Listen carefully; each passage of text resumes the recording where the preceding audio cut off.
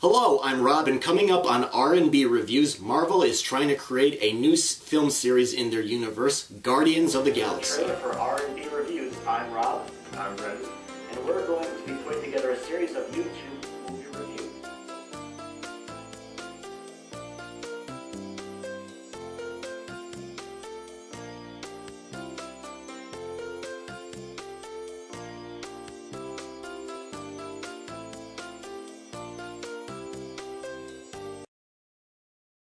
Thank you very much for checking out R&B Reviews. Guardians of the Galaxy is a widely anticipated film from the Marvel Studios. Chris Pratt plays Peter Quill, aka Star-Lord, a human who was abducted from Earth years ago. After being captured and sent to a space prison, he encounters interesting characters: a green alien named Gamora, played by Zoe Saldana, a talking raccoon bounty hunter named Rocket, who's voiced by Bradley Cooper, whose sidekick is a tree-like creature named Groot, and he's voiced by Vin Diesel, and Drax, played by wrestler Bautista. This band of misfits join together when Quill finds that an orb that he has stolen is wanted by an alien warlord named Ronan, the Accuser. Now, when I first saw the post-credits scene at the end of Thor: The Dark World, showing a little bit of the movie, I thought that Guardians of the Galaxy was going to be a sort of campy, over-the-top action movie like the 1980 Flash Gordon movie. And then when I saw an actual trailer for this movie, I thought, maybe it was going to be a comedy. So what is it? Well, it's a little bit of both, and thankfully I'm glad that Guardians was not a camp fest like Flash Gordon was. Yeah, the alien costumes and the makeup can be a little bit overboard and campy, but that was thankfully not the main mission of this movie. After a very dramatic beginning, we get a blend of pop culture, action, humor, and interesting characters to follow. I really liked how the main characters played off each other. They can be sarcastic, they can annoy each other, but in the end, they are in the same situation. They care about what's going on and its aftermath, and they try to make the best of it. And after spending a lot of time with the Guardians, I was really hoping that they would succeed in defeating Ronan, as well as stopping a planet that's being under attack in the film.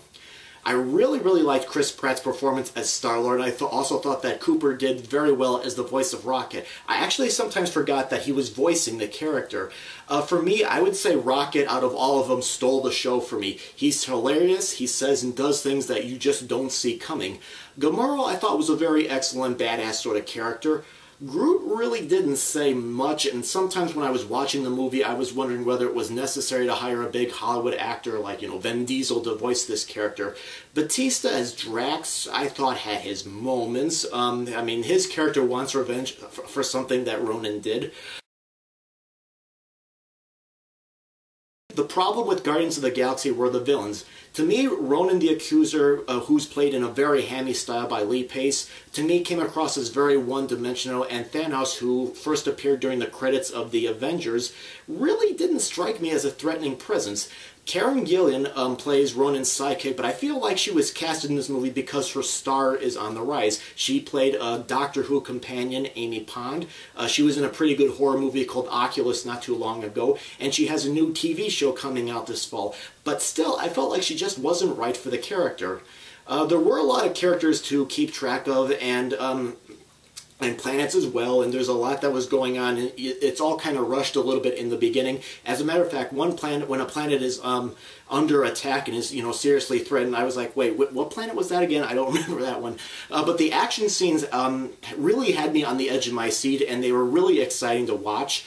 I actually never read or heard of Guardians of the Galaxy up until I heard of this project, but I think if you're new to this world, I don't think you're going to get lost in the film. I didn't. I definitely had a good time. There were a few times, like I said, I'm like, wait, what's going on again? What planet's this again? What's this like again? But for the most part, I thought it was a very fun movie. It was entertaining. It was very good looking. It was a funny action movie.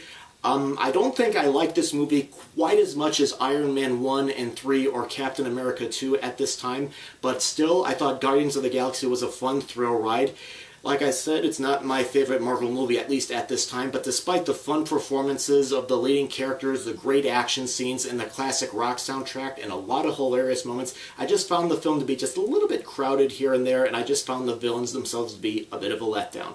Still, I think it's a movie you gotta check in theaters to really enjoy it on the big screen, so definitely see this one in theaters. Alright, thank you very much for watching. Now, what did you think of Guardians of the Galaxy? Did you like it more than I did? Do you agree with me? Do you disagree with me? post your comments. I do like to read comments that you guys leave behind.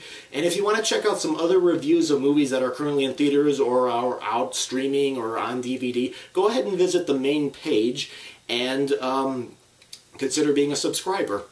Alright, thanks very much for watching R&B Reviews, and hopefully we'll see you again soon.